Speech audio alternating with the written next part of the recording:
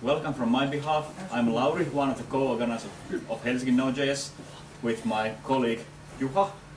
This is actually the first and the last Node.js meetup this year. So we promised that we would be giving you something this year, and okay, this is it. We'll be more active, organizing Node School. There actually might be one more Node School coming this year, maybe in 1-2 weeks, something like that. So please stay tuned.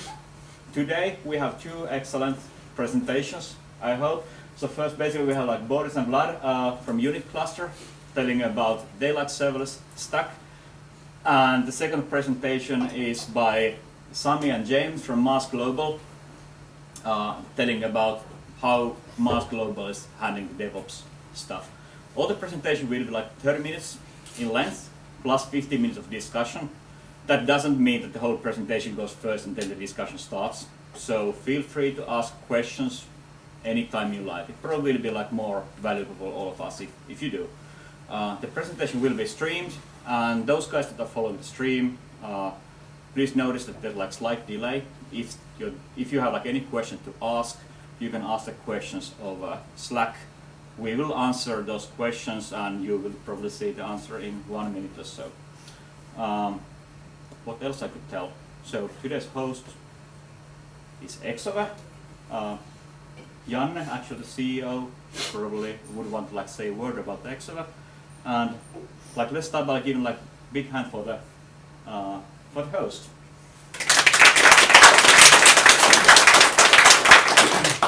Janne, if you may. Thank you. So my name is Janne Kalliola, and I'm the CEO founder of Exove. I'll keep the Exove part short because you are not coming here to listen to us what we do, but we deliver digital growth, so that's what we do, and the Node.js is one of the tools. We are a big believer in open source in any kind. You might know us that we do a lot of Drupal, we do WordPress, and we have done Drupal and WordPress cafes for 3 years now, and this is the first Node.js cafe. We have had a couple of Concrete 5 cafes also. So based on the amount of people and the interest in this cafe, we will do more of these cafes in the future. So if you have any good or bad ideas about the topics, then through these gentlemen or then directly to us, and then we'll find a spot. We'll figure out what is the good schedule for this, at least every 2 months, every 3 months or so. If you want to discuss about those, then I'm at your disposal, and Kirsi also on the back if you would wave your hand. So Kirsi will run the organizations and are delighted to discuss about any things you would like to know, any feedback about the setting and so forth also to us.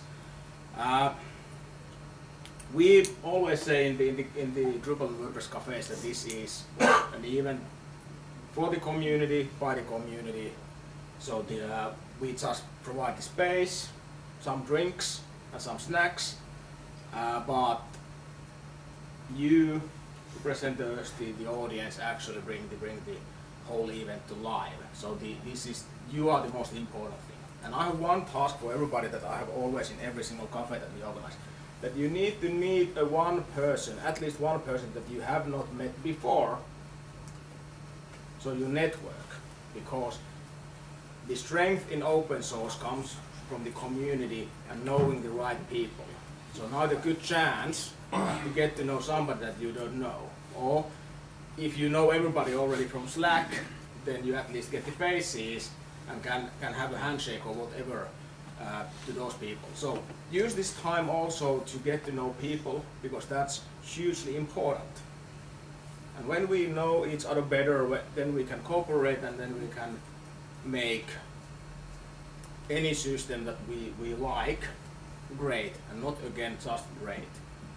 There's a couple of practical things before we start with the day's presentation. So the restroom is that way. If you need to go, I guess that there will be some convenience break while we go. As said, we will stream it, so be aware of the camera. Don't. It's dear to us, so don't fall on top of it, and kindly keep all kind of noises down next to the microphone, because it easily takes the noise, and then the people watching the stream doesn't get any good service from us. And then for the speakers, I would like to get all the session slides as PDFs that we can put on a slideshow, and we'll tweet about those. So follow us at Exo. We will provide all kind of information later about these things, and then probably through the meetup group also. So we'll try to get all the materials done. That said, I'm not the star tonight, but these guys are, and then the next that I will see later. So the floor is yours. Thank you.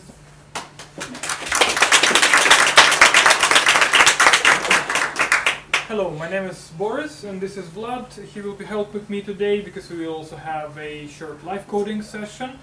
Hope it works. It's always risky, but hope there are no demo effects today. So we are going to talk to you about serverless computing, how we got here, where we are at right now, and what's going to happen next. But I would like to start with a question.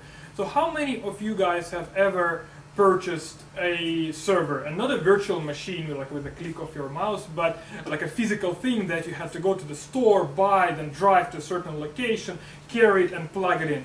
So could you raise your hands? So how many of you have done it? Well, approximately half of the audience. So you guys are awesome. This is no easy task, and for the rest of you, you should feel very, very lucky you never had to do this, that you live in the age where you never had to do this, because those things are pretty heavy, you know. But I would like to start with a bit of history. So when you buy a server, when you bought a server like 15 years ago, you had to get it somewhere, you have to plug it somewhere. So one place would be maybe your grandma's basement, or your own basement if you had one, and then you had to have approximately this contraption. So you had to have a switch or a router, you have to plug something, you have to make sure that electricity always works, and things like that. Well, there was a little bit better option, which was co-location centers, where certain people would do this for you, but you still usually had to bring this heavy metal thing to that place. And this was very inefficient, especially in regard to scaling. Imagine that your website or your blog or whatever it is you're hosting on the server got to the front page of Hacker News. Well, in those days there was no Hacker News, but still like Slashdot or something that was in that time. And then you get 1 million visitors. Well, not 1 million literally, but you get a lot of visitors, so you have to scale. And yeah, what do? You go to the store, buy and drive again. That would take you, I don't know, half a day maybe if you're lucky, depending on where the store was. So there was no easy way to scale. So people started thinking, hey, we need to improve the situation. So what do we do next? And the next step was, of course, rented or shared servers. Like a good example might be Hetzner, or there's many of them, but for example, Hetzner in Germany, you can go to their website and you can order a server, and they will launch it for you. So this is sort of similar to a co-location center, but at least now you didn't have to buy anything and carry anything anywhere. But you also don't now own the server, so you rent it. So this is now better because you don't have to do physical exercise and you don't have to plug things on your own. But still, when it comes to scaling, this is just bare metal, and it's not very easy to scale things. For example, Hetzner these days promises you that your server will be delivered in 24 hours. So again, you click a button on their website, and yeah, you get your server in 24 hours. So the next step was the cloud. So the next step was the cloud, which is a big buzzword, but in general it means that now we moved from physical servers or bare metal, to virtual machines, and that is already much better. You can, with the click of a button, you can buy a virtual machine, and the launch time goes from hours to minutes. Sometimes to seconds if it's super fast or it's a small thing, but usually it's minutes. And the big players, of course, I'm sure are all known to you. It's of course Amazon with their EC2, Microsoft Azure and DigitalOcean, and Google has its own cloud platform. Much more nowadays. Huh? Much more nowadays. Yeah, I mean the providers. Yeah. Yeah, of course, these are just examples. There are way more than that. So that was already much better than buying a server, so bare metal server. But the problem was still that you had to tend after your server. So after you get a virtual machine or a server, what you do is you SSH into it, you start configuring, you disable, like the first thing you do is you disable password authentication for SSH, and you put your keys in there so you can only authenticate and SSH into using a key, so you wouldn't get owned by script kiddies. And then you update your operating system, it has to be up to date always. Then you start configuring things, you configure your cron jobs, you configure log rotate for your deployment, and all those things that you need to do when you have a server.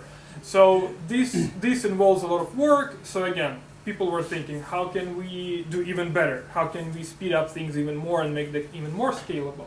And the next thing that came is the serverless, and this is currently the state of the art.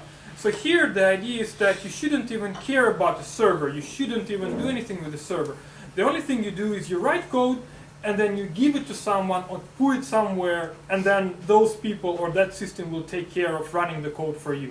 So this is a very nice idea, so because this simplifies the whole DevOps concept a lot, and it saves time, and it makes, well, you need to put less effort into maintaining and deploying your code. And for example, well, the next presentation will be about the serverless framework, as far as I understand, and that's a very good example of this paradigm, the serverless paradigm. There's a little bit of confusion in terminology. Serverless is a paradigm, and serverless is the name of the framework which implements that paradigm. And the well-known players here are, again, Amazon with their Lambda functions. Heroku has been around for some time. Hook.io is a bit less known, but at least they claim they're quite popular, that there are a lot of webhooks deployed there. And Azure Functions. And actually, in our experience, Azure Functions is the most user-friendly. It has the best interface with how you can write your code and so on and so on. At least I find AWS Lambda not so user-friendly. So this is the current state of the art, and we started thinking, what's going to be next? So this is pretty cool already, at least compared to what has been. But we started thinking, hey, how can we make it even better? Or how in general the industry can make it better? What's coming next, and what can be done better? And the reason we started thinking about it is that we had a pain. So our pain, so we are both software developers, obviously, and our pain was that at our work, we had a million small scripts that we had to maintain. Of course, there was also production. There always a production system with a lot of code and that you have to deploy somewhere and maintain properly. But in addition to your production main system, there is also a lot of scripts, a lot of small scripts that are nice to have, sort of, but they're also sort of important. And you don't really want to waste time on doing those scripts, on writing them, and especially maintaining, deploying them, and monitoring them, and doing anything about them. But you constantly get asked to do those things. For example, someone from the marketing department comes by and says, hey, you know about this API thing? And you're like, yeah, I know about this API thing.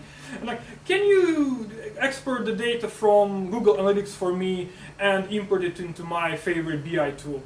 Yeah, and then make it work so like every day. So every day it would export something from Google Analytics just because they don't like Google Analytics, or because they have some other data in their favorite BI tool and they want all the data to be there and they don't want to go to separate locations to look at different types of data. But things like that, or like when you get, I don't know, like a mention on Twitter, then do something, or you want to post something automatically to Twitter. So anything that involves, you know, some API integration or some small script that you can write, that, and writing that would take like, I don't know, it's like 100 lines of code. It would take you like half an hour and an hour with testing, and then you're ready to deploy. And then where do I deploy? You cannot deploy to your production server, because your production server for your main system is for that, it's for main system, so you don't want to collaborate with all the other stuff. Then what do? Do you buy another server for miscellaneous stuff? Do you deploy to Amazon Lambda? Or yeah, so what do you do? So that's what we were thinking, and the reason we were thinking about that is, well, once again, so our thought process was that, yeah, sure, we can do it. We can buy a bare metal server or like a virtual machine, but then again, there's this whole task of configuring all that, unnecessary overhead. Then we were thinking about serverless paradigm, like using maybe Amazon Lambda functions, but it's not so convenient. You have to, first of all, it's not easy to handle dependencies. So when you want to include or require an npm package, you would have to package it into the same zip and then upload that zip. Then, of course, a serverless framework simplifies that for you, but then there's a lot of boilerplate configuration, and you have to do all those things like when you upload and all those configuration things. And that's an overkill for those small scripts. It's just like 100 lines of code that you just need to write and then put somewhere and it will work. So how we imagined it would work, like the ideal use case, so in our mind was, you go to some place in your browser, because it's 2016, everything has to be in the browser in my opinion. So you go somewhere in your browser, you write that code, like this much code, this is 13 lines of code, and well, this example sends an email, very simple example, but maybe in practice something a bit bigger, maybe 100 lines of code, 50 or 100 or 200 lines of code. You just write that in your browser very fast, you test that it works, and then you click the run button, or like deploy button or run button, and that's it, and you forget about it. So that's what we thought would be very nice to have. So this wouldn't require installing any command line interface, any libraries, doing any boilerplate configuration, registering any accounts and access user rights anywhere, and so on and so on. Like again, if you're talking about AWS, when you deploy your Lambda function, you have to do a lot of unnecessary configuration. In my opinion, you have to like all the access rights and then triggers and so on and so on. So we thought, like, what if we had a tool like that? And we looked for a tool like that, and there was none. So we decided to create our own. And the tool that we are creating, we are still working on it, of course, but it's already, it can be used already, and we call it unit cluster. And the reason we call it unit cluster is because in our terminology, a unit is this snippet of code, a piece of code, like a snippet, and well, a cluster is a collection of those units. So right now we will have, this is a page, like an example page of how it looks, but instead of that we will have a short live coding demo just to demonstrate how unit cluster works. So by the way, the URL is https://unitcluster.com. Please feel free to visit. It's open to everyone, so you can start using it immediately. There are some examples on the front page that you can also run. So which one? Yeah, this gets certificate information from like a website. But we will show a short demo. So how we imagine it would work. And by the way, Exo guys mentioned that they like open source, so we also like open source. All our units, at least all our public units, there are public and private units, all our public units are open source. So when you create a unit, someone can fork it. We support forking right here on unit cluster, so you can find someone's unit, fork it, do a small modification, whatever you need, and can maybe put in your API token secrets and launch it.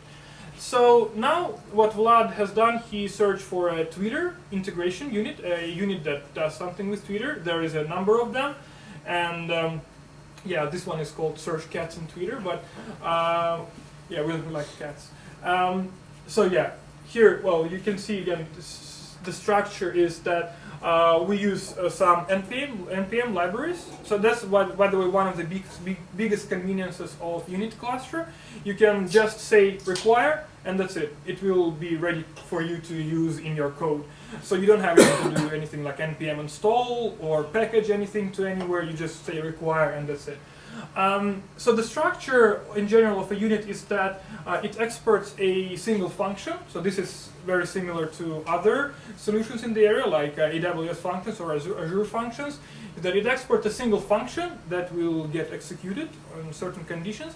And two ways you can execute a function is either access a webhook. So every deployed unit exposes a webhook. It's over there, right over there. Vlad is showing it right now. Yeah, so right now Vlad did that. So access that webhook, and it returns images from the search in Twitter. And the second way is to schedule. So you can schedule once per hour, once per day, or some other intervals. So these are the intervals we support right now, but of course in the future we'll have more advanced, something maybe similar to cron, so that you can schedule in a more customized ways. So once again, back to the unit. So when the function is triggered, well, it goes to Twitter, it searches for this keyword, and well, it outputs some information about this. So yeah, here you have the code that you write. Here you have the logs, so you can say console log, and it will be right here. And you have the request, and you have the response. So what is passed into the function is the unit object. So it's a unit cluster specific object.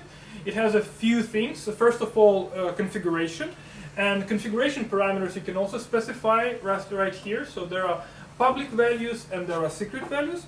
Public values is something that will be also forked when everyone can see it, of course, and when someone forks your unit, they will also fork the values that are in the public. A configuration, for example, it can be number of retries, so something that is for common use. And for secret values, you use, in secret values you put your secrets, right? And obviously like API tokens or your passwords or anything else. So then in addition to config, there is standard Node.js request object and response object. Well, it's not anywhere here, but a response object. And there are methods for finishing the execution. So there's resolve, reject, and done. And of course, you can return data in those functions that terminate the function. So once again, this function right now searches Twitter for a certain hashtag and returns the image URLs. Now Vlad will also show the second part of the live coding demo. So we prepared this for you already, so we didn't want to code all this from scratch. But the second part is putting location. So it's a map. So it renders a map. Yeah, here's how it looks. So our idea for this live coding session is that we will search Twitter for a certain hashtag, find out the location of where this tweet is coming from, and then put it on the map. So right now, yeah, so this is the part that searches Twitter, and now the part that, I want to talk a little bit about the part that renders the map. So we use React for rendering, so we support, you can write JSX right here, and well, you return the rendered page over here. And right now, what it shows is static. Yeah, so now we just hard-coded certain locations over here, and now the part that we do in the live coding is that we will change it. We will change the first unit to return locations from the tweets that we search for, and here it will take that and show that on the map. So well, let's start doing that. Yeah. Let's first check the Twitter API response just to see the structure of what kind of data it returns. But this is, by the way, one of the biggest advantages of unit cluster. As we see, it's very easy to develop and debug right on the fly. So you write your code, and what Vlad does, well, you cannot see it, but he presses Control Enter. Or this. There's a Control Enter. So what it does, it saves the unit, of course, it saves the code, and it executes it. And it immediately shows you, well, how much memory it consumed, and most importantly, it shows you the log, and if there are any errors, of course, it will show you the stack trace. Essentially what it does sort of on-the-fly deployment. So it provisions a Docker container, deploys this code in this Docker container, executes it, and returns the logs and the results. Like in a nutshell. Of course, it's a bit more complicated than that. But anyway, back to our live coding. So we now want to filter out a list of locations, and let's not use kittens. Let's try let's search for Node.js, for example. Node.js, if people know. Let's see. Tweet about Node.js. Yeah, what people tweet about Node.js. All right, here is it's empty, but. It is the field we are looking. Yeah, well, United States. So. Yeah, no locations. Maybe let's change the result, the types of results, so it's not mixed. Not mixed, but it's already recent. Yeah, let's try mixed, maybe.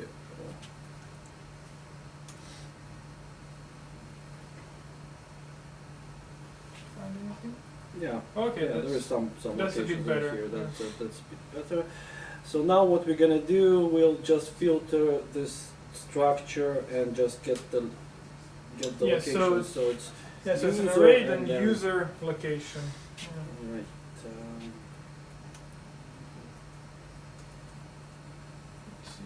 returns. Oh, sorry, that's the console log, but let's just. Yeah, it's this. All right, now we have a list of all. Doesn't look very optimistic. Yeah, not everywhere it has a location, of let's course. Let's just filter it, by, like filter out the. A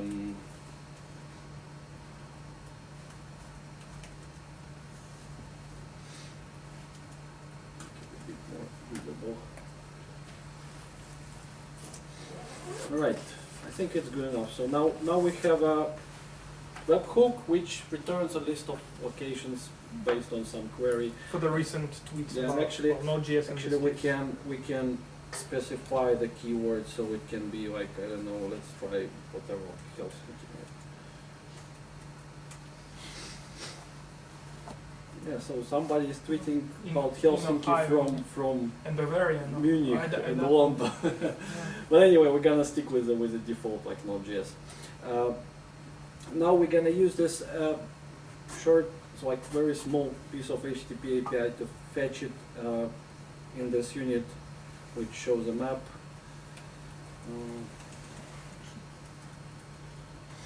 And by the way, please notice those things. So you can Yeah. do async await. You can do error functions and all.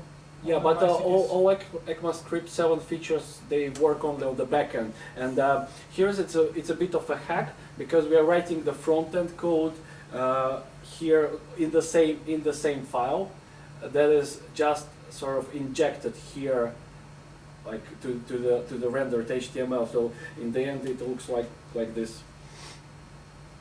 I hope this part is clear, because if it's not obvious, please ask questions. But anyway, so we have both front end and back end code in the same unit, and let's.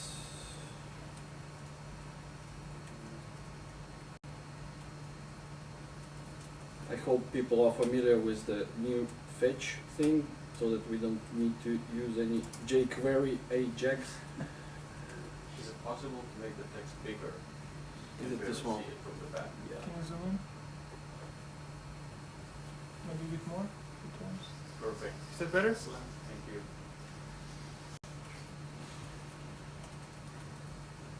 Yeah. So once again, this is the webhook that the other unit exposes that returns locations.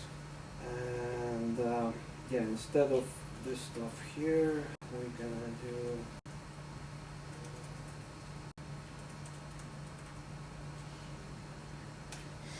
Let's just first console log it so that we'll see that it actually works.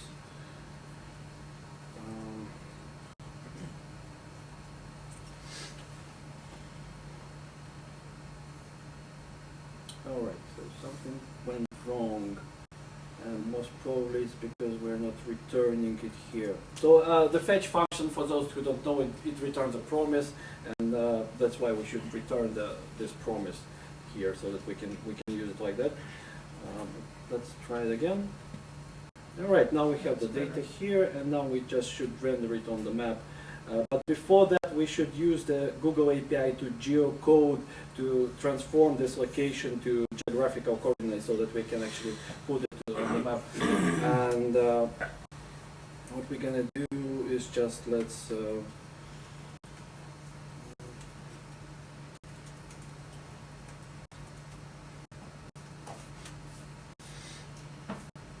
Or I think it should work like this.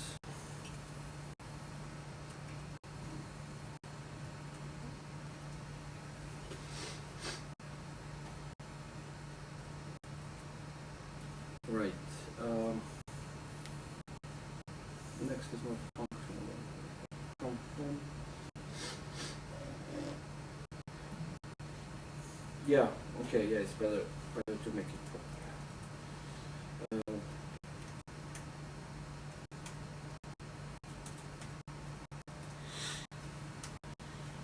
Are you guys following? Oh, you're Yes. quite fast. The user location is actually the tweet location, though. Yeah. It's Yeah. you know, it's just Yeah, it's- manually input. Because Yeah, it yeah. says, for instance, Yeah. worldwide. Yeah, So yeah. you're not going to get a coordinate from that. Yes. There might be an actual coordinate object. Uh, Yeah, let's also check that if we have enough time. All right, so now we have something, but let's just position the map so that it actually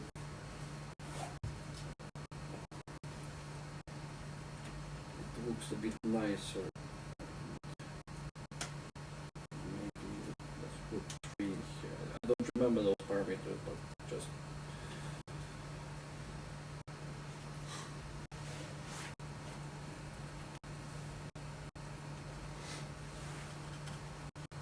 All right. Yeah. Here we go. So I think it will be also. Yeah, this is the center of the world. All right. Yeah. It would be much better to display the actual tweet in here. Yeah, also that. So let's try. So we are getting short on time, so maybe. All right. Yeah, we have 5 minutes left, I believe. Right? We started 25. Right, so let's go back to the slides. Yeah. So yeah, this was a short demo of how you can develop a unit cluster and like deploy immediately. So when you, as Vlad mentioned, when you click the run button, there is a deployment that happens under the hood, and it immediately exposes a webhook where you can go and schedule, and then it works. So actually another example as an implication that I want to mention that we noticed. Unit cluster allows to do certain things very easily, and one, in addition to like writing small scripts that we showed, one interesting example that we noticed is Facebook Messenger bots. So it's a hot thing right now. Facebook released Messenger API some time ago, like half a year maybe ago.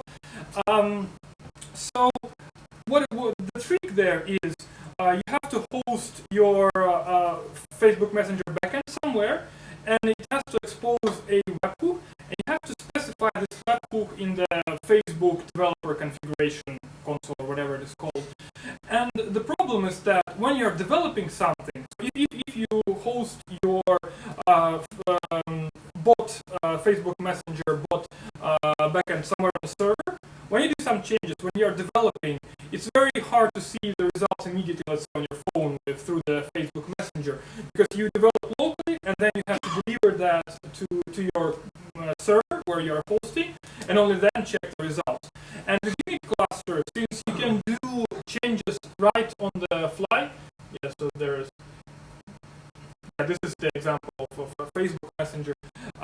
So with unit cluster, you can do changes right on the fly in the browser, like in that window where you're writing code, and immediately you just click the save button, and immediately you can see, or there's actually auto-save even, and immediately you can see the results on your phone, because you don't have to deploy anything, everything is deployed automatically right away. So that was just a quick example. So like you can inspect the data that Facebook sends to this webhook, and like just like actually like do it in real time. So this was an interesting implication we didn't even think about, but then we started developing those Facebook Messenger bots, and they were very easy to develop in unit cluster. You immediately see the results on your phone, for example. And a few other implications is that in general, serverless paradigm, and unit cluster definitely belongs to that paradigm, is changing how things are done, obviously in backend development. And one of the biggest implications that we see is that there is now, it enables companies to start doing things differently and to scale their development operation by creating microservices instead of a monolithic code base. So in the good old days, we used to have like monolithic code base, and it was very hard to develop because someone's changes might break everything, and might not deal with deploy and so on and so on. So people started doing unit tests, continuous integration, and all those things. But these days, the industry is moving towards microservices, where the whole code base is split into small services called microservices, obviously. And for example, the notable examples are Netflix and Uber that managed to scale their development workforce very easily, and with like tenfold, or even, I don't know, like not hundredfold maybe, but tenfold, just by embracing the microservices paradigm. So essentially what happens is that you have a team of people working on a small small piece of code, which is a microservice, and they expose an API, of course, and other microservices in the whole big application can use that. And instead of growing each of those teams, you rather create new teams which create their own microservices, and then you can scale your development. So this changes how development is done in the modern world, and we believe this is like a big thing, and this will be the future, and the microservice and serverless go side by side. This is the end of our presentation, and I would like to end with one request. As I mentioned, all our public units are open source, so I ask you guys to, whenever you have time, maybe today even already or tomorrow, please come to Unit Cluster and create at least one useful unit, something that would be useful for you personally and potentially also useful for someone in the future. So that people would come to Unit Cluster, search for something that you have done, just fork it, and then start using it for their own needs. And please be creative. It can be anything. It can be, I don't know, you collect data from some devices that you have at home, like smart home thing. Or you want to make some like quick React prototype or something like that. Yes. Or you want to integrate some APIs, get some alerts from certain APIs, anything. So sky is the limit. Thank you.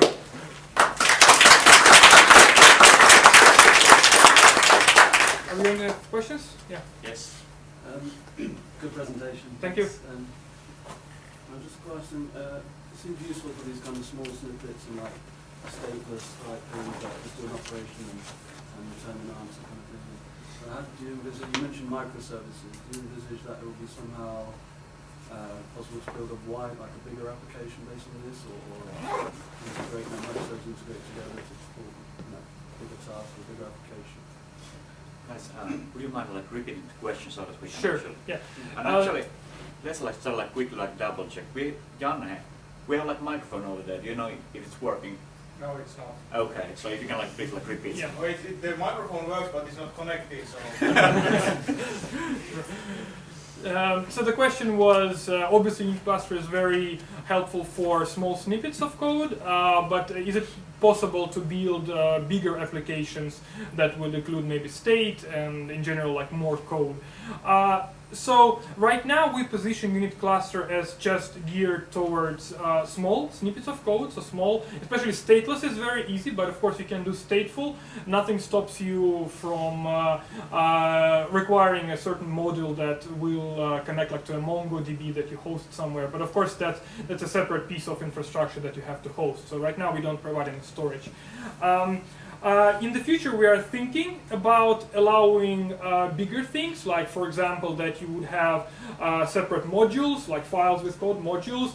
And already right now, by the way, what you can do, you can have several separate units that will in chain call one another, right? So you can, each unit exposes a webhook, and then the next one consumes it, just like we saw in the last example. So you can already sort of do that. But yeah, right now Unit Cluster is not geared to big backend systems, let's say that. It requires a couple infrastructural pieces, like for example an API gateway. If you need to like actually like host your backend system, it needs like a couple things like in place, and we're still working on them. Yeah, so in the future maybe, but right now we are focusing on those small snippets. Hey, really impressive presentation and tool. Yeah. I have a question. What do you use below as Unit Cluster? Do you use like Amazon Lambda, or do you use Amazon? Yeah, so the question is, what do we use? Well, what's under the hood? So what is Unit Cluster powered by? So yeah, we've developed our own custom cloud backend. It's hosted on bare metal servers, and the idea is that we can scale it by just adding servers to the pool. It's basically like sort of on each server we have an agent that provisions Docker containers, and then we deploy code inside those running Docker containers. That's why it's so fast compared to like if you would compare the start time. If you need to start a container and then run your code, we actually sort of pre-warm containers and then deploy code right inside those running containers. And then recycle them. Yeah. I have two additional questions. Next, it will be, what about infinite loops? What about exceptions? There is sort To of repeat the question. Oh, sorry. What about infinite loops and exceptions? So exceptions are handled very like easily. I mean, that's just if I can quickly show something.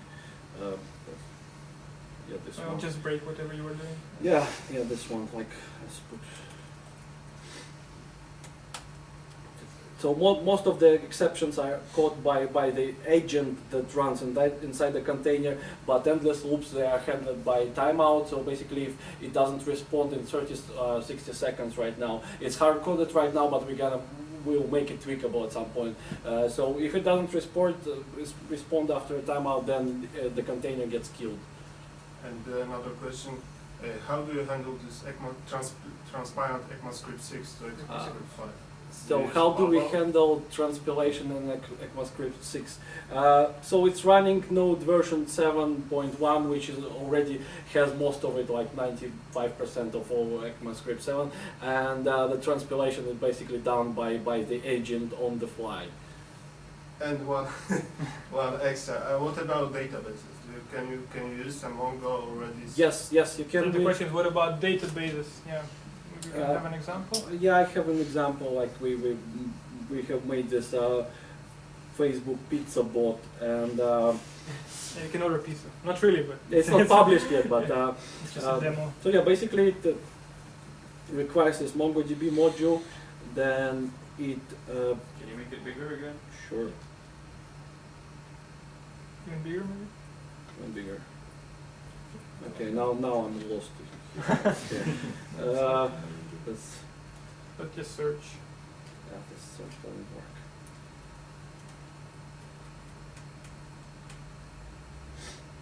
So yeah, I mean, here is. Yeah, but where is this DB hosting on yours? Oh no. So we don't Right. host. So we Yeah, just okay. provide stateless. Yeah, there is a couple. Like cloud hosting, like MongoLab and others. So yeah, you can just provision somewhere else, and then get the connection string, and then put it to the config of your unit. Yeah, so in general, it would be, yeah, I agree with you, like I know, like I see where you're pointing at. It would be super nice to also have hosted like data component here, so you can store state, especially like a bigger state. Of course, there's also config, so you can store smaller things in the config. It looks ugly on the scale. Yeah. Sorry, guys. Yeah. But on the other hand, that's quite a big component on its own. So right now, at least for now, we want to focus just on like running things, so like on code and not storage. So maybe in the future, if we get to that, then yeah, we can maybe also provide some storage, but not at the moment. Yeah. What about like computational limits, about rate limits or load or anything like that? Yeah. So the question is, what about computational limits, like rate limits and so on and so on? So yeah, there is a few limits. First is the memory limit. Right now is just like one of those three options. But we will of course increase. This is like in many cases this might not be enough for real stuff, so we will increase. Yeah. And then by the way, one of the reasons, and one also note, currently unit cluster is totally free for use, so we don't charge any money. And yeah, when we start charging money, we will add more, and this might be one potential way of monetization. Very often the monetization question comes up, so this might be one way to monetize, so we just provide more resources. But yeah, right now, this is the memory limit. And there is also some rate limiting, like basically on the API level, it just rates the amount of requests you can have. But they're not very strict, so it's just for like protection Do we purposes. have in the API, in the FAQ, do we have any I values? don't remember. We might have some values in the FAQ, Yeah, so you could check it. Yeah, do you provide memoization or caching for units if you think that in functional programming terms you would have like a pure unit, so it wouldn't run the unit again if the input is the same? We provide support for those. So the question is, do we have any sort of caching for the end result of the unit? Is that right? Yeah, if the unit is pure, so that the output state is only defined by the input parameters, or No, stays the same for the same unit. There is no caching whatsoever. First, because caching is hard. It's like people think that it's like it's so easy. We would just add a cache. Yeah, but if your unit is pure, then it's No. So what happens? It is not deployed the second time. If it is already running in a container, it doesn't get deployed. It's still running, so you can still access this webhook, but the actual code executes every time. Yeah, there's no question. Any other questions? Yeah, Laura? How do you support some like other type development paradigms? Let's say if I were like TDD freak, unfortunately I'm still learning that, but let's say I have like several test cases, not the one input that I would want to run against. You can repeat the question. Well, you can answer that. Well, if Lauri is a TDD free, what you should do? That's essentially the question. So, well, we don't support any. We don't have any. We haven't been thinking about it, to be honest. That's why we can't answer that. And again, like if you think about TDD, it's a very useful mindset if you do big things, right? So if you write a lot of code. But for something smaller, something that you write in 20 minutes, you don't maybe want to go like full blown on those things. Yeah, but basically it's just like smoke testing if it works or not. Like it's if it doesn't, then it's broken, right? Yes. So for example, some of the feedback we heard about unit cluster is that it's fairly well suited for fast prototyping. So you just want to check out how things work. Like you're exploring a new API maybe, or you are just making a small proof of concept that certain things can work together. So it's very fast and easy to develop a unit cluster. And then, well, maybe if you want to make it bigger, then maybe you can do it. You can deploy it to some other place. But at least for prototyping, I heard that. Yeah, right now we have a GitHub GIS expert. So. Oh yeah. If you want to export your unit as GitHub GIS, so there is a button for that. It doesn't do anything. I mean, it doesn't show anything, but it gets exported. And in the future, we're planning to add a couple more export options, so that, for example, you could deploy it to AWS Lambda right away from your cluster, and maybe other like Azure function and stuff like that. Yeah, people will ask, like, could you develop a unit cluster and then just click a button and it will go to AWS Lambda? Well, yeah, sure, it's possible, but we don't have supported right now, but we are thinking about it in the future. So what is your timeline on open sourcing the runtime? Repeat the question. Well, what is our plan or timeline on open sourcing the infrastructure, the backend of the unit cluster? What's our We plan? don't have a good answer for that. Of course, we have started open sourcing some bits and pieces of it, but because it changes that often, it's like we are so agile that, for example, this thing this library creates a mock context for your sort of if you are what is called this in Node there is this run in context thing, and you can specify a context for like sort of you can run your code in a different context, so that this thing does that. And we're planning to open source the cloud backend at some point, and even we want to create this sort of what's called like bring your own server type of thing, where you could connect your own server to unit cluster and just deploy units from our like open source repository to your own server, so that you can just use it as a tool to kind of deploy things like in an easier way. But right now there's more like ideas, right? Yeah, no exact plan for now. I think we're yeah. In time. In time, yeah. Okay. Okay. Thank you. Awesome stuff. Okay, let's have a quick 5-minute break before starting the next presentation, so that you can catch a drink, drink something, and maybe go visit the little boy's room.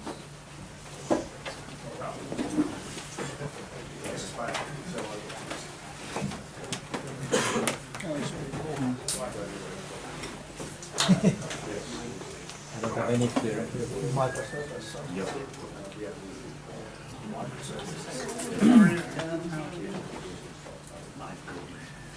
I don't know if you. Sorry, I don't know if you want. Okay. Are you going to deploy with production backend on Yeah, the stage? it works. This way. Do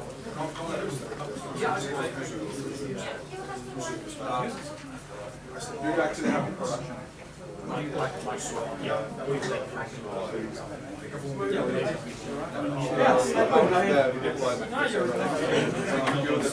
It is pretty powerful tool.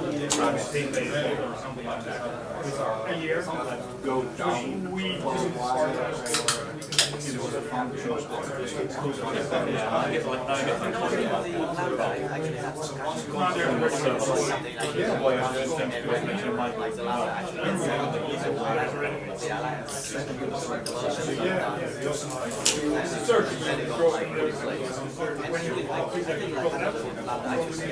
The new lambda instead of setting up the lambda into place.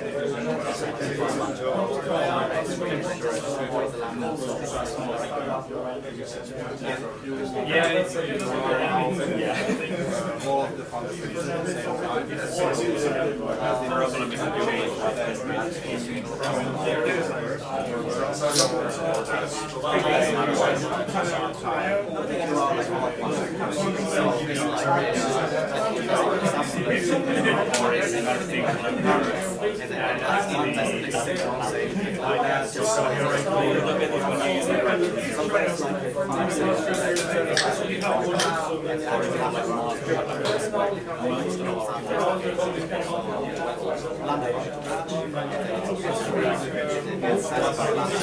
that Or you can join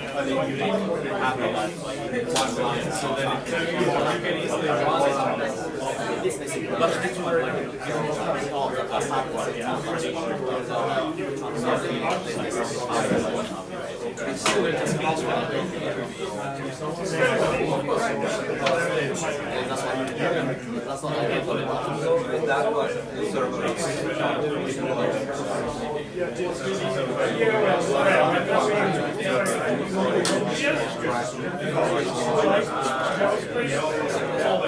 So again, not there are things to improve the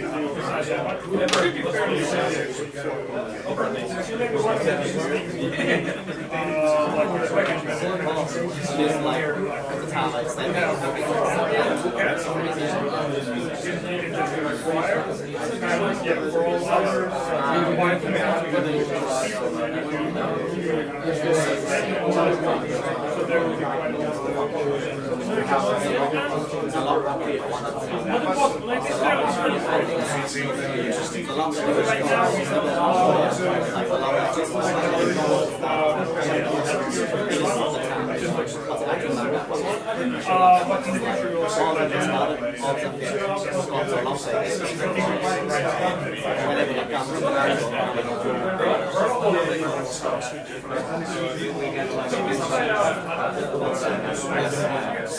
If everything's not deployed, finished, like everything like that, but whatever comes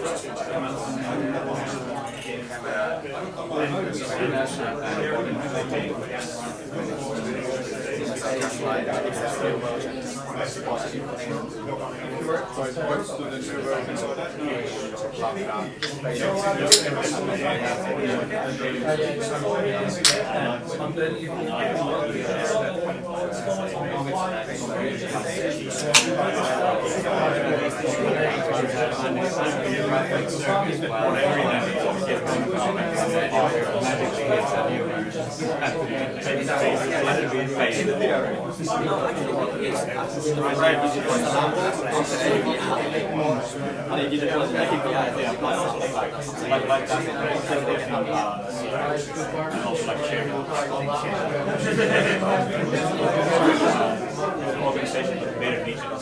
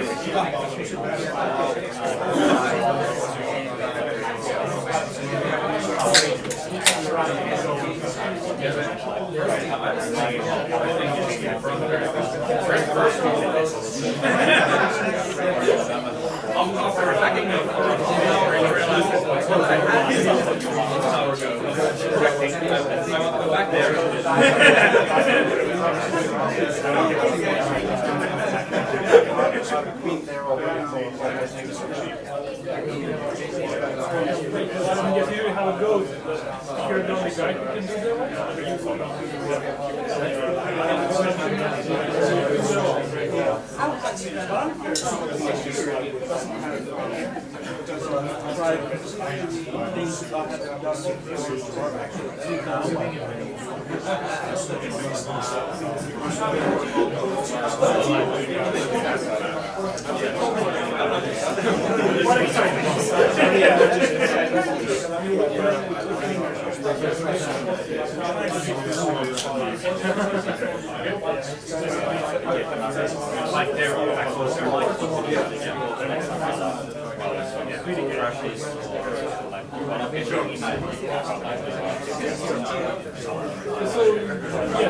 this is actually a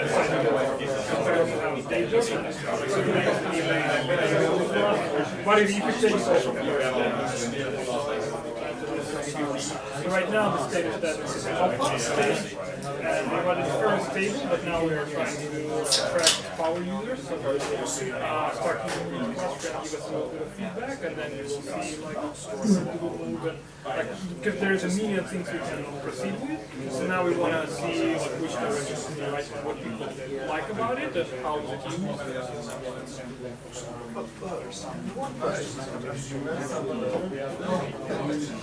You mentioned that the backend stuff database right now. How about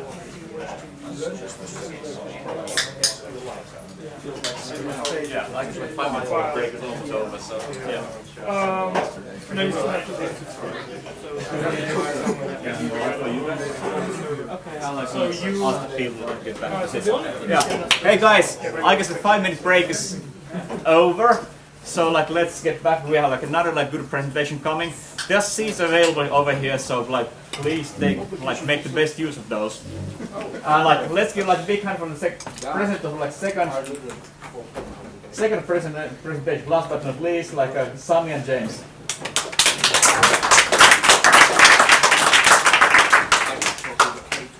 Thanks, Lauri. Hey everybody, I'm Sami Pitpore. This is James from Mask Global. Just wondering if there's people who actually know what we are doing. Okay, well, guys, probably yes. Okay, so some. We have been in the news a little bit. What we're doing is mobility as a service, and an app called WIM, which we announced a couple of months ago, and it's been catching fire in the media because we made this promise that that for $2.49 you can ride taxis and whatever you want basically in Helsinki area. And there's a long story that I won't bore you with how we came to be, but this is basically it. Packaging everything, all means of transport into one, providing it under a simple pricing scheme that you know upfront what you're gonna spend a month, and with the ultimate goal is that this is a solution for people who are not willing to buy a car, but they still need something extra to what public transit is providing them. So obviously, I'm the CTO, so I got hired to work on a greenfield project. There was nothing technical done when we started this, which is like a dream start for anybody, I suppose, in this room. So I set out a couple of ground rules how I want to start building this service.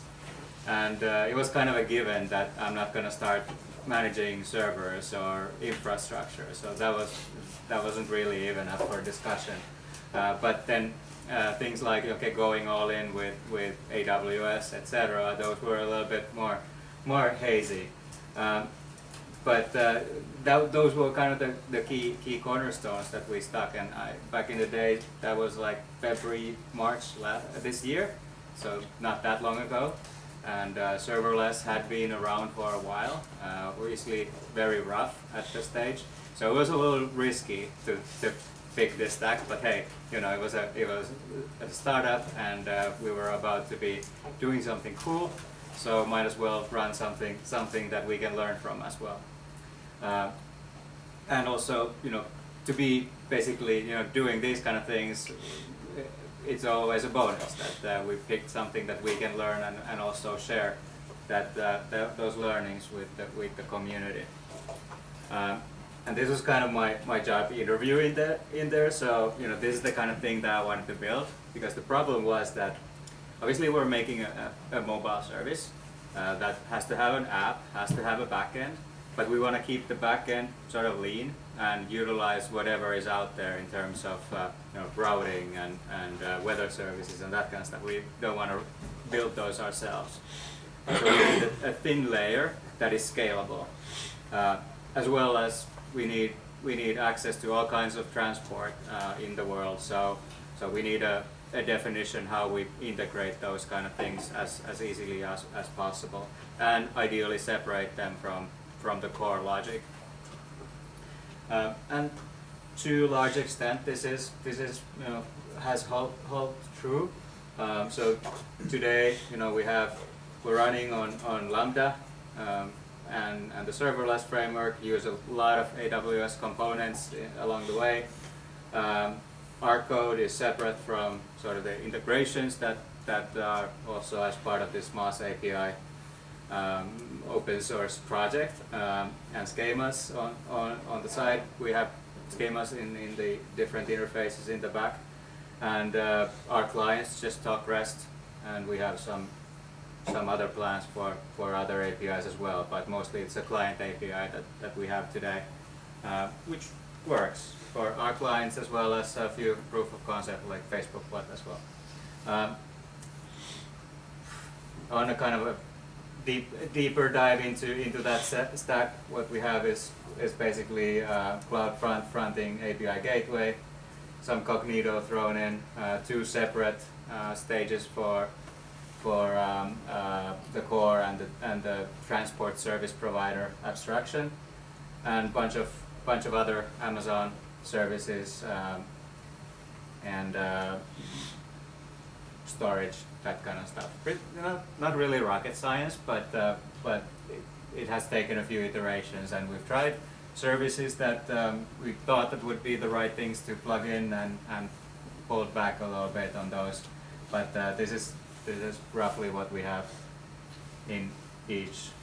I could actually just show you rather than talk what the product is. So here's the app.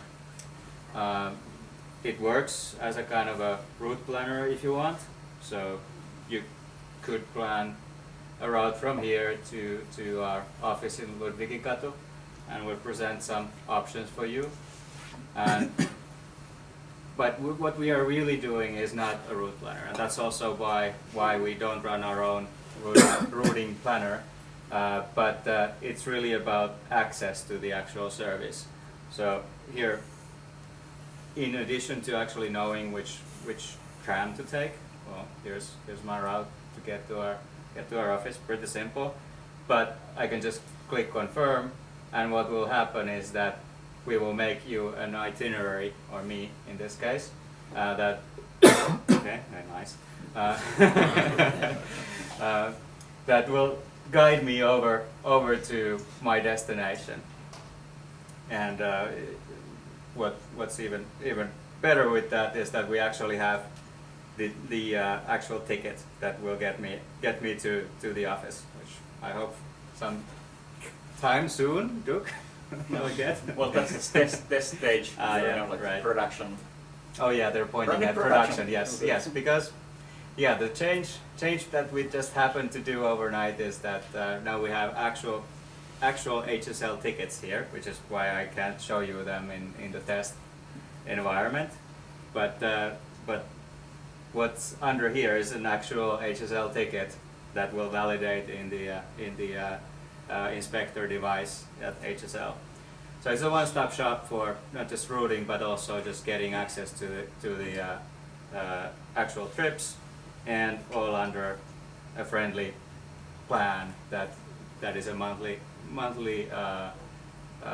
subscription. So we have different plans and lots of different ideas of what kind of combinations of services we can bundle and in different price points. But at the moment we are basically having a limited rollout of the service with a single package. And it's not just the public transit, but we also have access to cars. So those are included in the package, as well as taxi. So you just plan a taxi ride just as like you would plan a ride on a public transit. And you consume these mobility points for everything else but your local transit, and you have hopefully enough for making it through the month with our estimated amount that you would need in order to basically replace the need for owning a car. And do the points roll over to the next month if they're not used? At the moment, no. So it's like minutes on your mobile phone. So your minutes don't roll over to the other one. The goal here is that we have enough so that you will be catered for the month. You can spend more. We'll take your money for it, but the goal is to I mean, we're still adjusting what the right levels are, and that's why we haven't fully opened it up for just about everybody. We want to experiment, and the plans might change, but the point really is that you wouldn't care about the points anymore because you wouldn't bump into the limits. Like most people don't bump into the limits of what their mobile phone subscription is. So that's the quick demo. Yep. Wanna switch over? Yeah. Or you wanna use this one? Okay. So as I'm the CTO, I'm just showing these diagrams and talking about it, while James here is actually the guy who makes the magic happen under the hood. Or break. Yeah. And I guess like most of the companies over here, well, you would like more guys on board. Yeah, we can talk about that.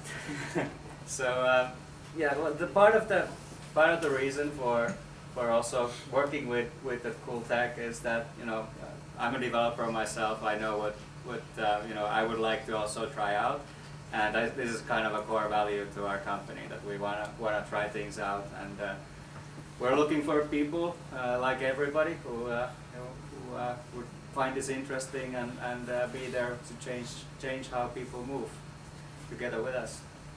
It's kind of free form. Go ahead. Great.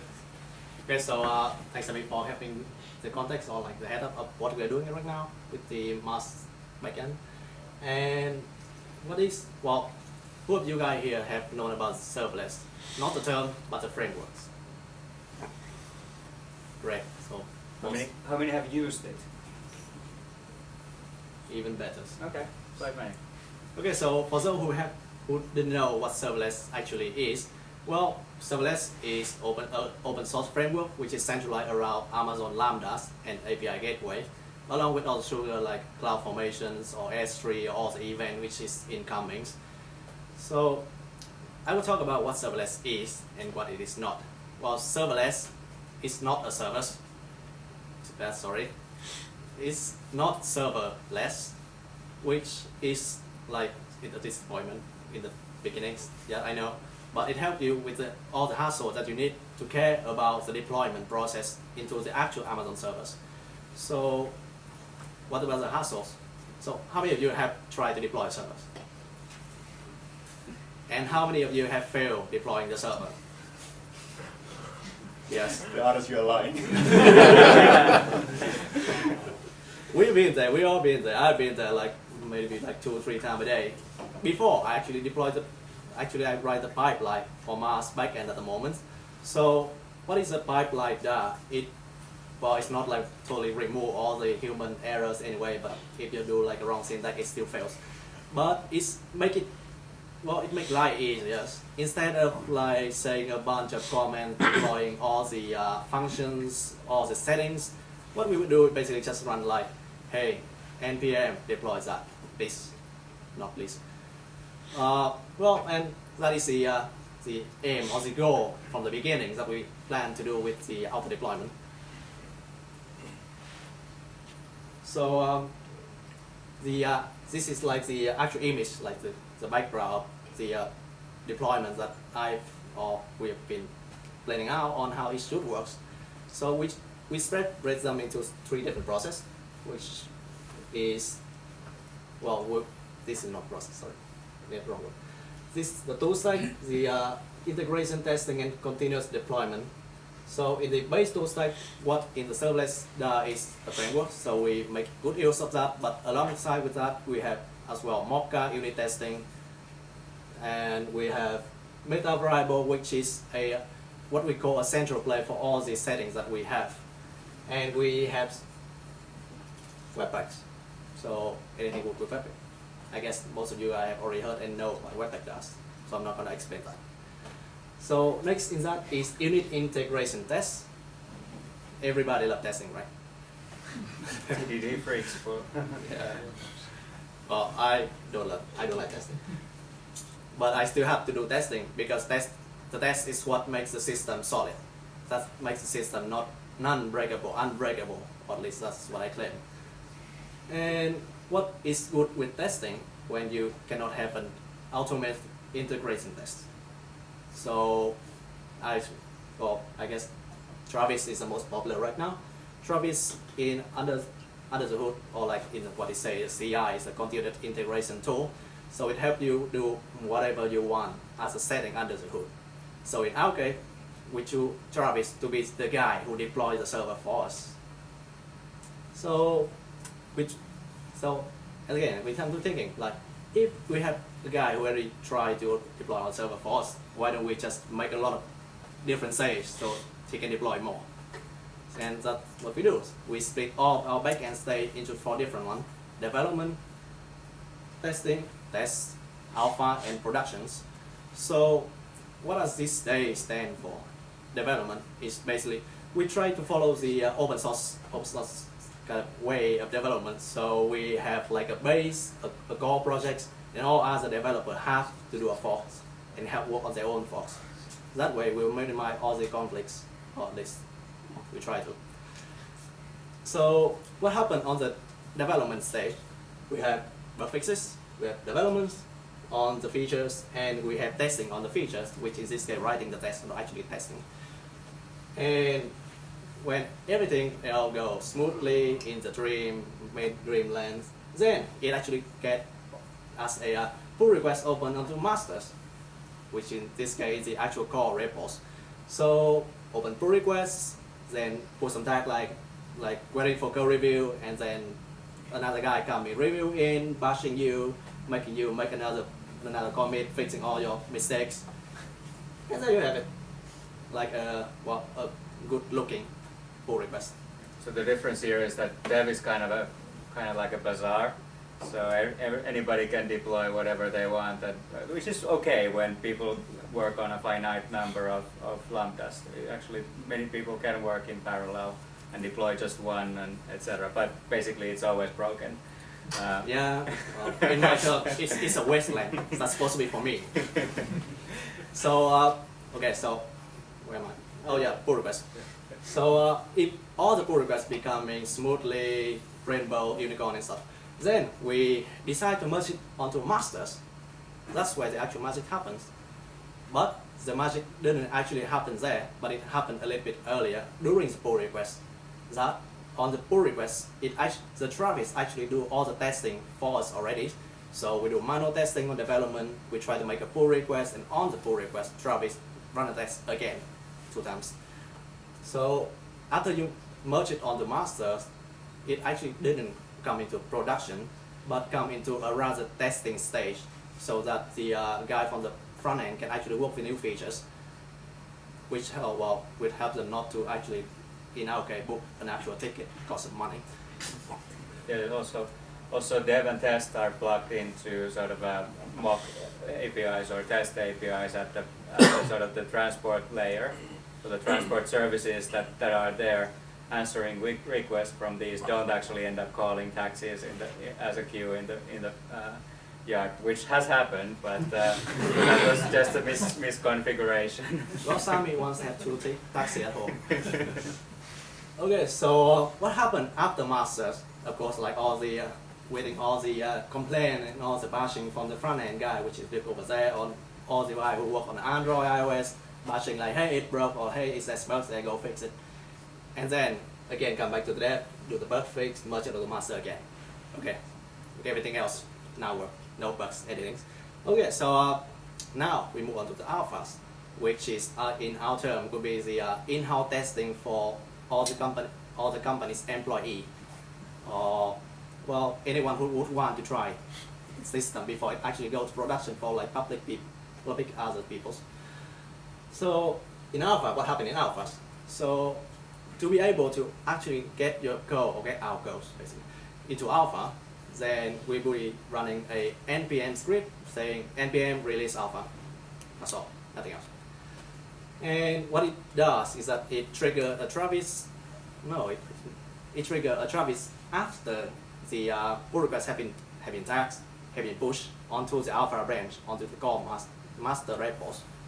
So once the tag is finished, the tag is built by Travis, and all the testing was done again by Travis. And if the test succeeds, everything will be deployed automatically by Travis to the alpha stage.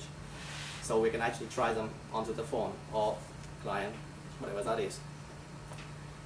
So, and then, of course, in the alpha, the main aim is for testing. So we do field tests and smoke tests. So I guess field tests and smoke test, it basically is the same, but the difference is that smoke test, well, we do like the whole system, like all the features at once. Well, in field tests, all the like employees or all the other people just like try to find bugs themselves, because we developers are usually blind. So until someone say like it's broken, we don't know. So if everything, oh, sorry, not yet. Yeah. Okay, so if everything went fine, if my Laurie, which is our head developer, say it's okay, and then he asked Sami. Sami said okay. Okay, then we deploy it to production. So how do we deploy production? It was what we did with alpha, npm deploy up the production. Done. All the code was in alpha production branch. The code, after being tested 4 times, will be deployed to alpha stage, which in our case the actual release. So you might be thinking like, if you just easily deploy that to production, then how do we keep track of all the versions? Well, we do on alphas. That's why we alpha the releases as a candidate. So we can have multiple alpha, 3, 4, 5 alphas that actually might not come into the production soon enough. So we actually try to roll back 1 or 2 alpha before that and deploy that instead in productions, because it will make we're quite sure that it actually works. So if it works again on production, it works again, everything else good, and that's all. But so it sounds simple, just like saying that hey, it's just a script, just run that and you got a release. But well, sorry for your disappointment, but it actually is easy. So let's see how it works in actions.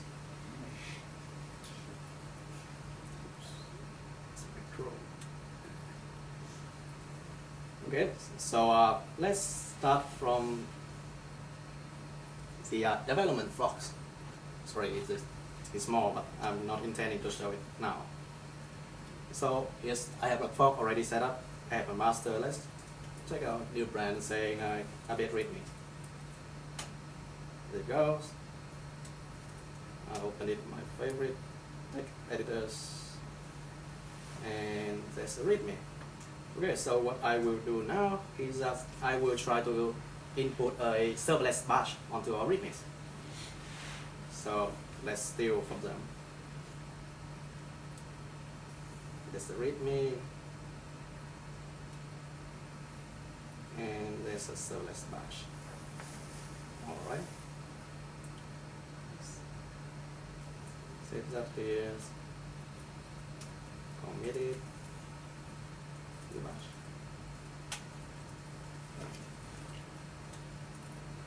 Sorry for all the aliases, but just it's pretty simple.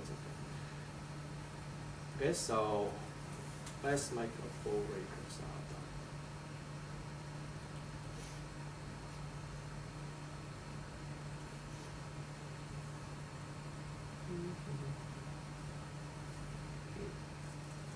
Wrong way, sorry.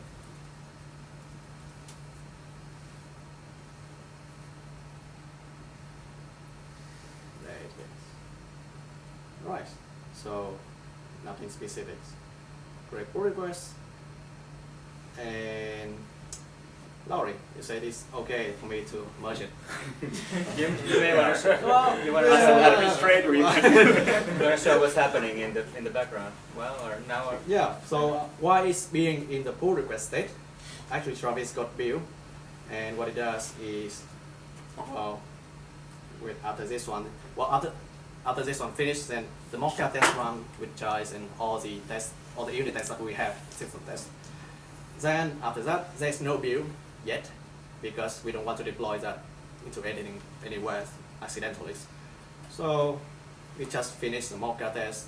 After it passed, then the green button lights up, and then I merge it like a dream. But in my case, at the moment, I can just merge it right now, which is I don't like it like that. we have 2 levels of approval here, so I think they're Laurie, okay if you want. you want to?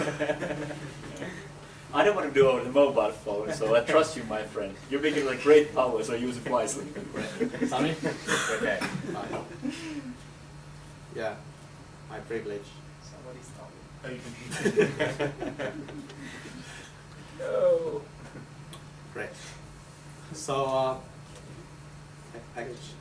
You see it right here on our core. We actually have a master branch, an alpha branch, and production branch according to our stages that we're having. So, why are the test branch not here? Because there's no test branch. The test they actually come up on the masters.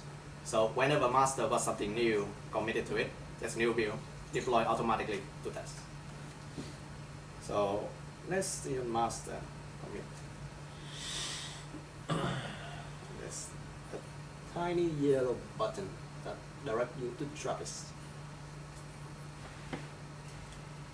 So under the hood, Travis will be checking it is, well, this is the Travis stack. So Travis itself has a pretty complex system of the variable, like system variables.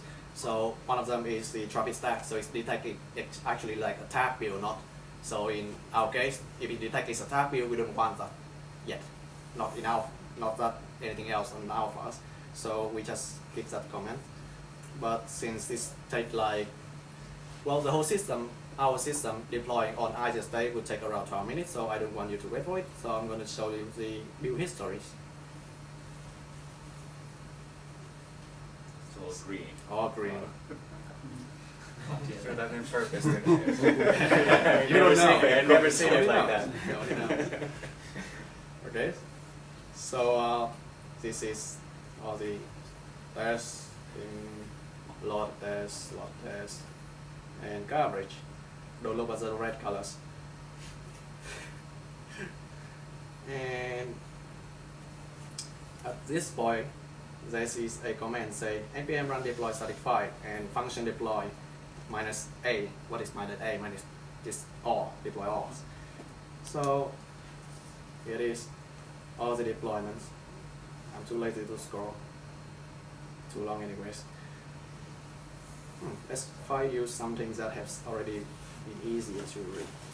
So I'm gonna check the build history. Why? We have one, right? You don't see anything.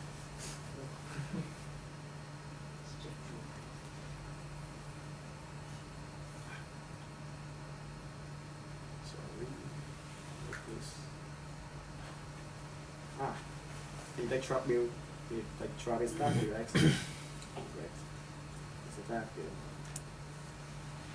This one. This one. Okay. This is promising. Average. Yes. So after all the Travis done with the testing, we say like it's okay. You can do, like I can do deployment now. So well, it's not gonna ask for my permission, but it's just going to deploy itself anyways. So where is yes. So this is what I do. Those who have working with serverless then probably know how the function deploy works. So who doesn't, it deploys functions on lambdas. As easy as that. After it's finished, then it deploys all the API. Sorry. Meanwhile, you might be like asking, what are all those like warnings? Like the first like set of 100 warnings about the webpack, trying to like webpack things that won't be used over there, but because we have third-party dependence, what can you do?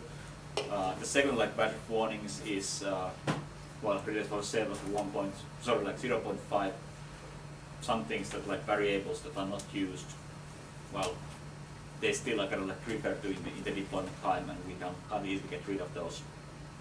But it's like only repeated 100 times, so it can't be anything harmful. Yes. So well, at this point, all the endpoint has been deployed, and in the end, what is the best sugar that I like is that it actually have notification for you onto Slack channels. So you'll be able to keep track of whatever has been deployed by servers.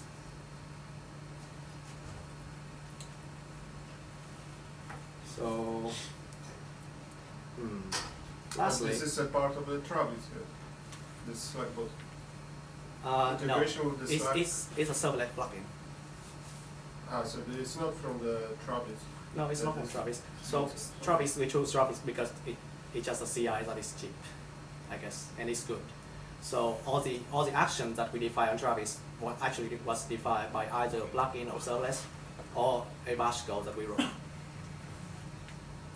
James, can you like show the Travis file? I guess there are like no kind of like secrets over there, and that actually might like explain like how it works like under good. Yes. So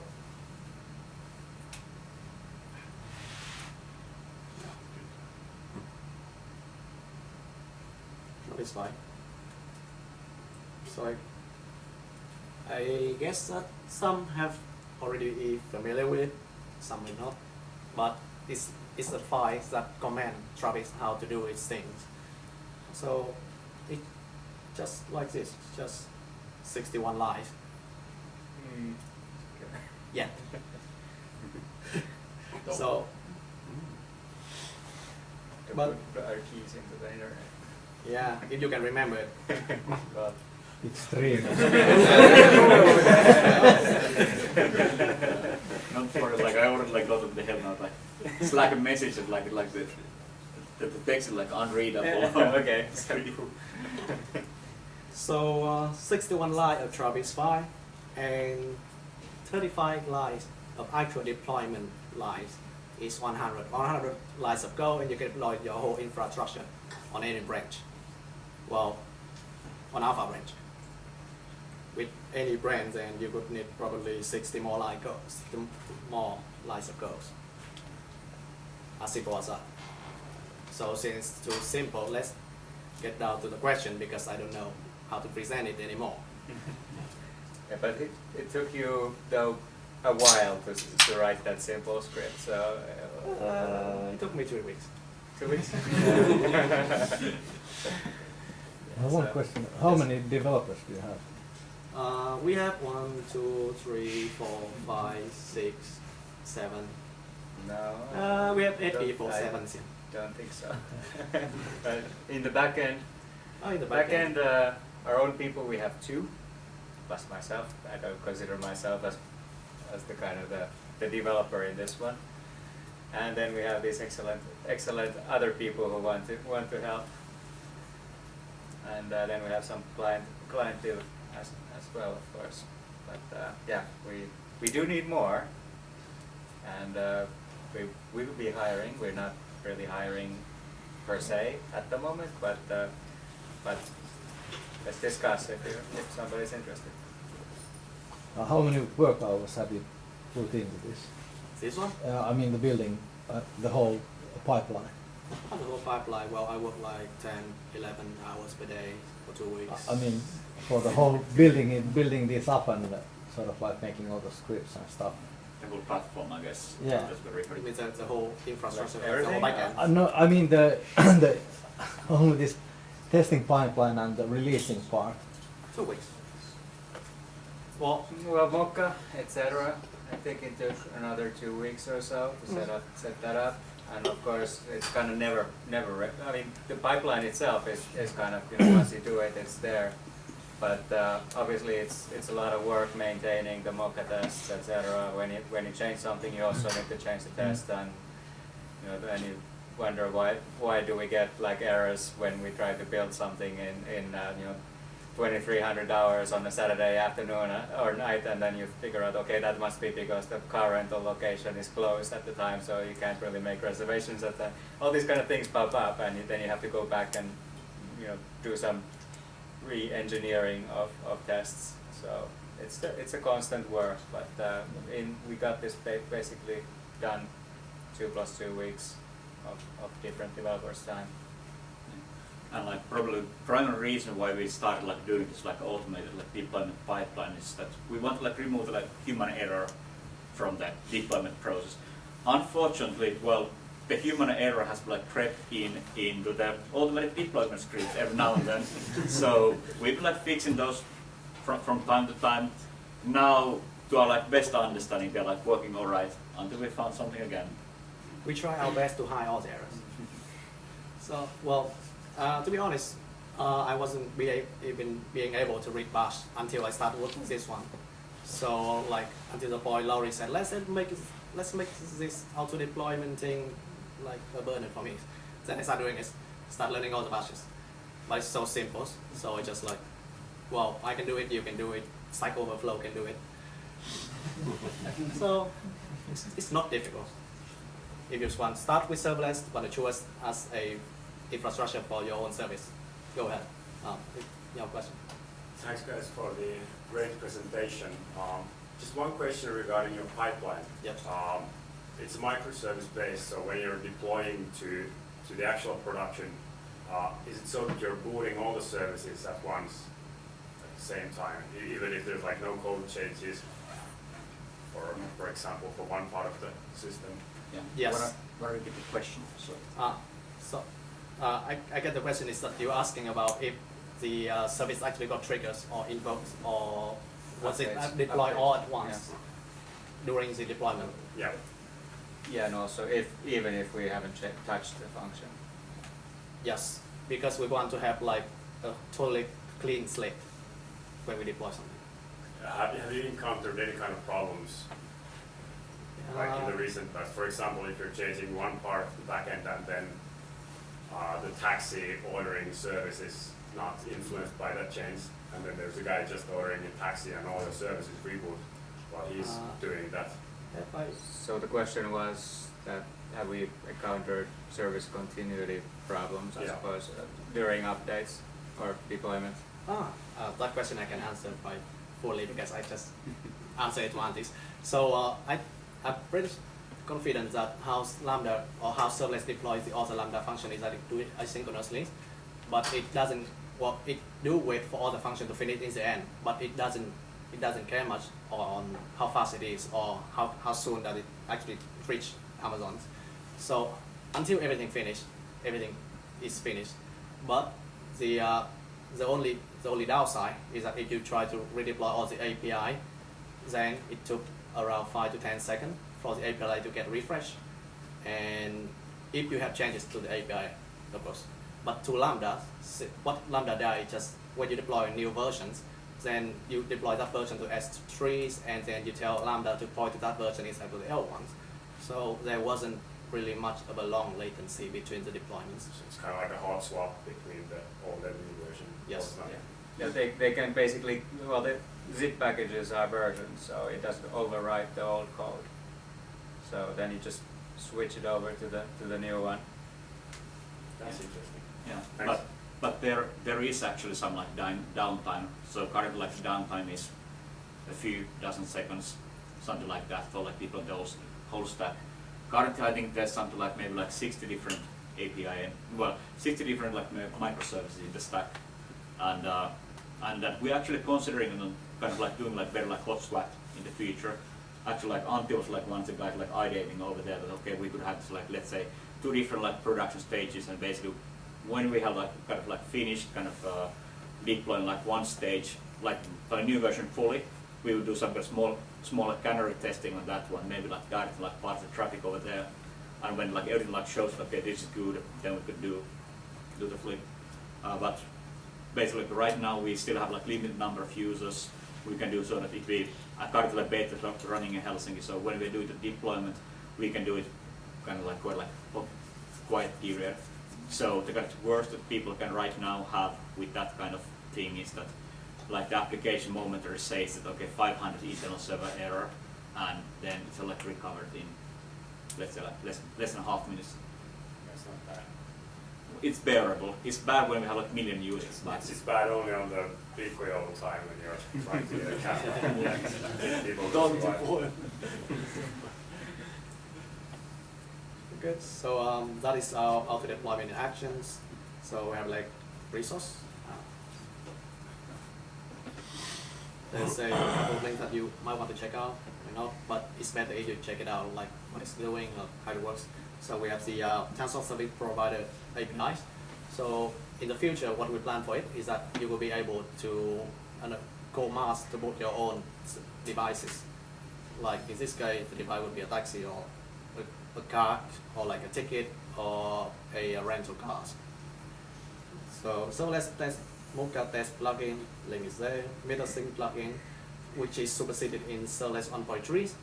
So the reason why we haven't changed it yet to Serverless version 1 is that we still have some dependencies and we still have some logics that work only in Serverless 0.5. But we're still considering moving to 1.3 or probably 1.1. So webpacks for faster go start, written by Lauri here. And the request promise line, a smaller version of request promise, also by Lauri here. And SC5 boilerplate is where we start with the whole project. And if you want to look into a good tool to work with Postgres database, you should check out Objection.js, which is what we have been really like squishing them out for all the sources that we want right now. So that's the end of the slide. Please. How do you do database migration? Sorry. How do you do database How do I do my migration on the database? So what we do is that we are using Next packages right now. So whatever Next do migration is that it have like a totally script for like the up and the down, which up means this game means like all the changes, all the updates that you want on the database, and the down script is a revert of that. So whenever you want to migrate into something new, you always can be sure that the migration down, like the revert migration will work, as if the developer do it correctly. So at what point does it happen during your deployment process? During our deployment process, so of course we have since in the some of the tests require actual like migration of the database. So the migration actually happened before the test, and if the test failed, it got revert. So we have a clean slate again. Yeah, and when it goes to the like alpha and production, those migrations are done like automatically. Right. We can like strictly forbid people kind of like migrate alpha and production databases on like by hand. Yeah, or by force. So I have a question about this building process, because can you show us something more, like, because you have like microservices, and do you make this build production before sending it to the serverless, to the Amazon service, like in the Travis after successful test, then you make own build, and after that you put it and send it to this Amazon, or before that? on or on the Amazon side. So, at what point do we do the build after running successful tests in Travis? Exactly, after testing. But of course, in serverless, the build is kind of a different thing. We don't actually like package everything into like an image or a container or something like that. We more like run the command line tools that deploy those functions and endpoints to Amazon directly. So when you run serverless deploy, that command in itself does the building, including the webpack stuff, and then uploads it. So like the Webpack is serverless plugin, I suppose, that gets run when that deployment is happening. And actually, well, as mentioned, like the build is like very kind of like a lightweight. If we didn't have the Webpack, what like build serverless building and deployment would do is it basically would just like take the like function serverless function directory for the like individual function. It would just like zip that and like push it to Amazon. What we have like Webpack for is that you know, like Node.js dependencies always end up being kind of like 100 megabytes in size when you just kind of like take the like Node modules directory as is. So what we use like Webpack for is that we use that for like traversing the require like a dependency graph and all like packaging those things that we really do use in our application. Because in Lambda, it's really key that the lambdas are small because it affects everything, and especially start time. And you know, Lambda is kind of suffering on that in this case, in cold start cases. So you really want to minimize the size or code size of your lambdas. So what is the pricing of the Lambda? For what do you pay? For traffic or? You pay per execution and the duration of the execution. So and then you have different tiers of memory size. So basically you can allocate, or like there are a couple of steps of different lambda sizes, and what's key in that is that the memory size actually correlates with the CPU. So the bigger memory size you have, also the more CPU you get, and the faster it runs stuff. So this is a little bit of a trial, which, you know, in the end our lambdas don't really utilize a whole lot of memory usually, but we still run them in a kind of a higher configuration for this reason. But lambda per se is quite affordable. So I think the first million requests is actually, or first million executions are free in the free tier, and then it's some cents per thousands of executions. What it's not really good for, or what it's not meant for, is this kind of continuous services, which is actually currently our biggest money spender at the moment, because we have some things that are kind of monitoring how the trips are going and issuing tickets and this kind of things, and that gets run all the time, and which is kind of we're misusing how Lambda is supposed to be using, but that's another story. Luckily there's apparently some new products from Amazon that might address this. But yeah, if your workloads are periodic, then when you're not running, then you're not paying. And also if you can optimize some code to be smaller and faster, then it's immediately impacting your bottom line, and you don't really have to worry about scaling groups or anything like that. So do you have any other questions? Yep. Yeah, so what was the sort of reasoning behind choosing serverless from the beginning? How did you come to that conclusion?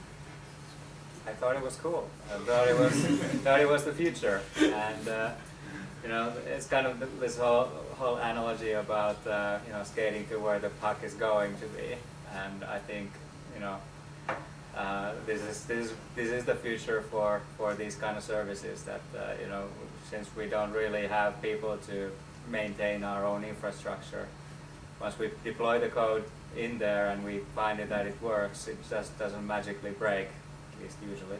And we don't really have to do anything to scale it. So as I'm convinced that this kind of it's kind of traditional computer science, that abstractions, you know, go above and above, and I just think that maintaining Linux OS is in some barely masqueraded boxes in Amazon is kind of it's something that I don't want to do anymore with this. So of course there's a time and a place, but for a service like ours, which is kind of consuming APIs and providing APIs, I think this kind of stack is the future.